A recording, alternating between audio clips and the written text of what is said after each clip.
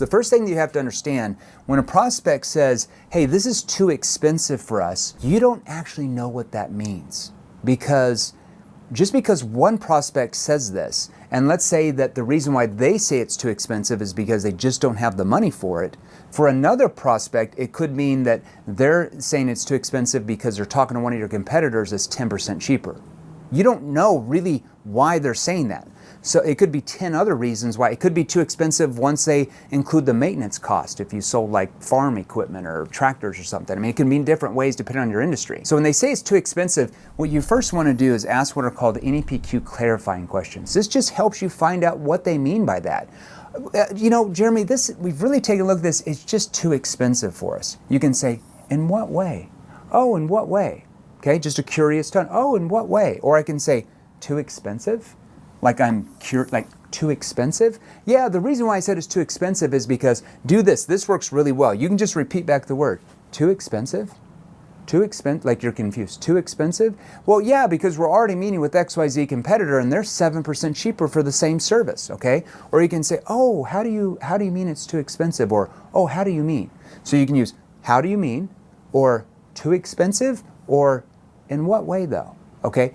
That one question, that NEPQ clarifying question. Now, if you're brand new, you've never seen any of our training, or you're not one of our clients in our virtual training portals or group training, NEPQ stands for Neuro Emotional Persuasion Questioning. It's learning how to get your prospects to pull you in and sell themselves rather than you trying to push and pressure, which, as you know, very rarely works with most of your prospects, unless you like playing the numbers game, which I'm assuming you don't. That's why you're here, because you're trying to advance your skill level to make it a skills game where you learn how to sell far more effectively to each prospect, all right? Which drastically reduces how many people you have to talk to make a sale. Okay, now what you can do, let's say if they say, well, you know, it's just too expensive because I just don't know if we can spend the money on this.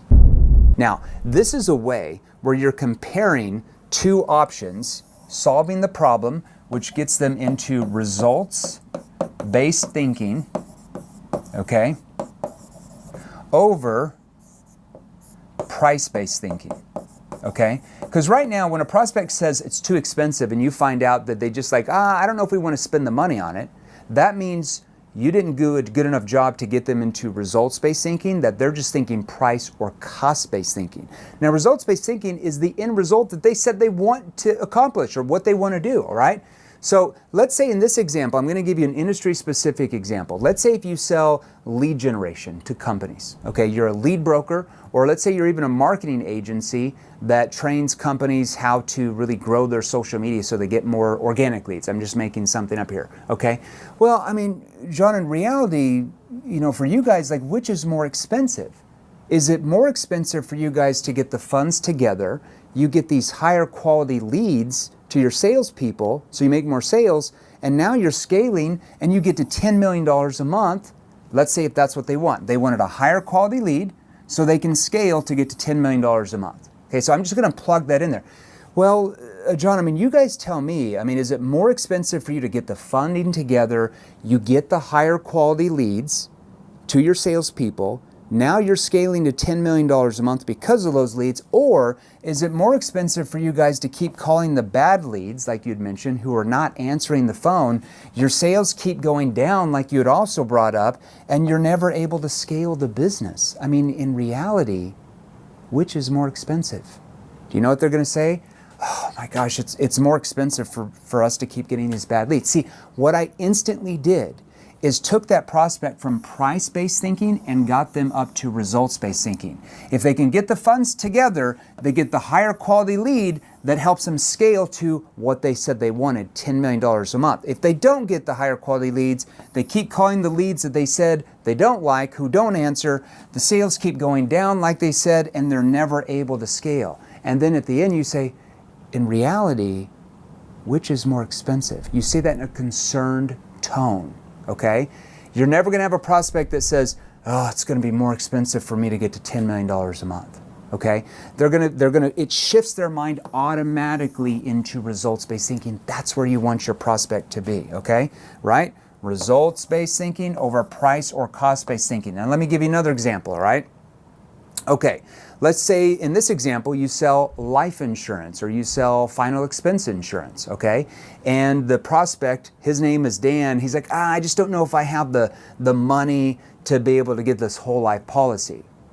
And the problem with that is now, Cindy and his kids are not going to be financially protected when he does pass away. Let's say that he's like, well, I just don't have the money right now, and I think within the next 10, 15 years with my business, I'll be able to grow it enough where Cindy and the kids are taken care of.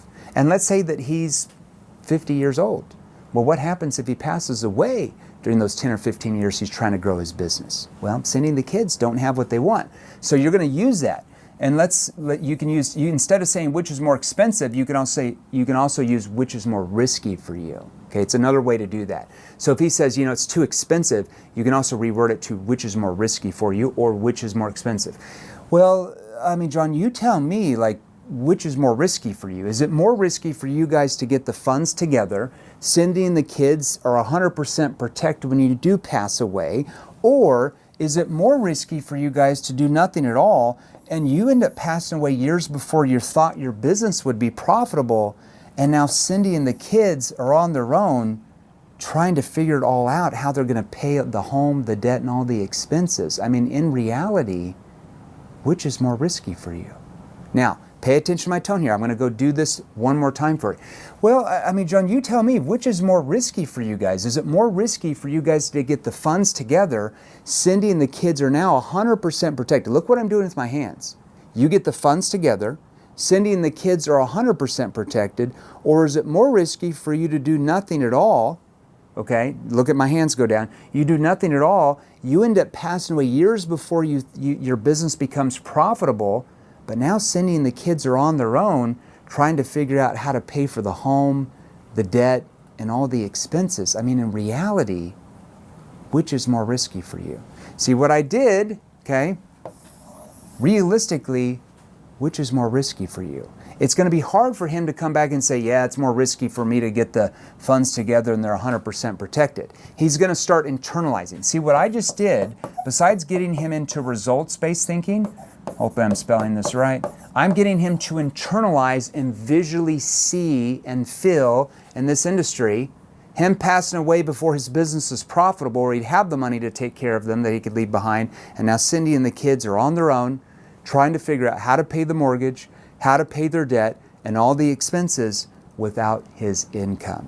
And he's going to start internalizing that it's far more risky for him to do nothing and hope and pray he doesn't pass away in 15 years, even though he's 50 years old, compared to just getting this policy, and now he knows that they're 100% protected. In reality, which is more risky? So going back, remember you can use which is more expensive and do the comparison, or which is more risky.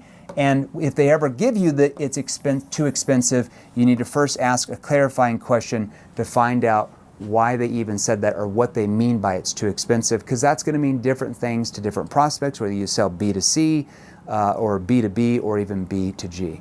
Hope that tip helped you for today in this training video.